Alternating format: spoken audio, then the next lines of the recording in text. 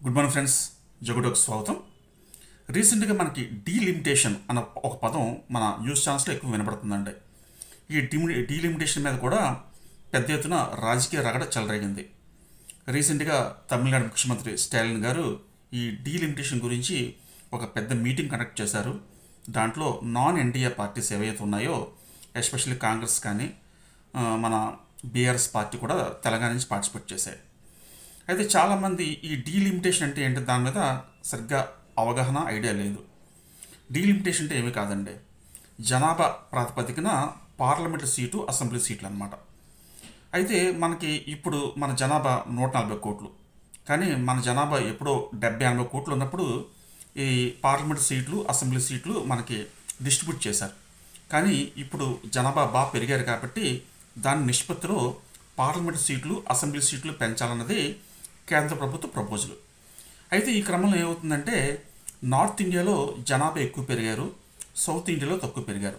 కారణం ఏంటంటే, సౌత్ ఇండియాలో కొంత ప్రోగ్రెసివ్ థాట్స్ ఉండడం, ఎడ్యుకేషన్ పరంగా మంచి గ్రోత్ అవడంతో చిన్న కుటుంబం ఉంటేనే మనం హ్యాపీగా బతకచ్చు అన్న కాన్సెప్ట్ వల్ల ఫ్యామిలీ ప్లానింగ్ అనేది బాగా ఇంప్లిమెంట్ అయింది.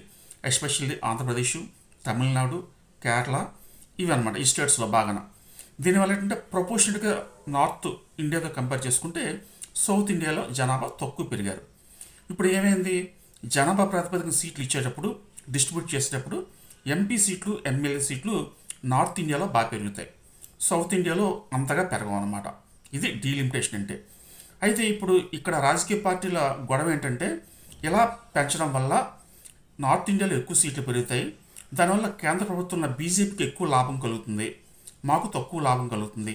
కాబట్టి ఈ డీలిమిటేషన్ని మరో 25 years వాయిదా వేయాలన్నది వీళ్ళ డిమాండ్. అయితే ఇక్కడ మనం అర్థం చేసుకోవాల్సింది ఏంటంటే, మనకి ఎన్ని సీట్లు పెరిగినా సరే నార్త్ ఇండియాలో ఏ పార్టీ బలంగా ఉంటే ఆ పార్టీ మాత్రమే కేంద్రంలో అధికారం చెలాయిస్తుందండి. మనం స్వాతంత్రం వచ్చిన దగ్గర నుంచి చూస్తే మన హిస్టరీ చూసుకున్నట్టయితే ఐదర్ కాంగ్రెస్, బీజేపీ ఆర్ ఒక ఎలియన్స్ పార్టీలు కేంద్రాన్ని రూల్ చేస్తున్నాయి. అంతే తప్పించి జనాభా నిష్పత్తిలో పార్లమెంట్ సీట్లు పెరగకూడదు అన్నది ఒక విత్తన్నవాదం అని చెప్పుకోవచ్చండి. అయితే రీసెంట్గా కేంద్ర ప్రభుత్వం ఏ చర్య తీసుకున్నా సరే దానికి ఒక రాజకీయ రంగు పొలవడం, ప్రజల్లో ఒక వ్యతిరేక భావాన్ని కలుగజేయడానికి రాజకీయ పార్టీలు వితౌట్ బేస్లెస్ ఎలిగేషన్స్ చేయడం చేస్తున్నాయి. అందుకే మీరందరూ కూడా ఫస్ట్ డీలిమిటేషన్ అంటే ముందు అర్థం చేసుకోండి, తర్వాత కేంద్ర ప్రభుత్వం తీసుకుంటున్న చర్యలు కరెక్ట్ కాదన్నది మీరే డిసైడ్ చేయండి. Thank you so much.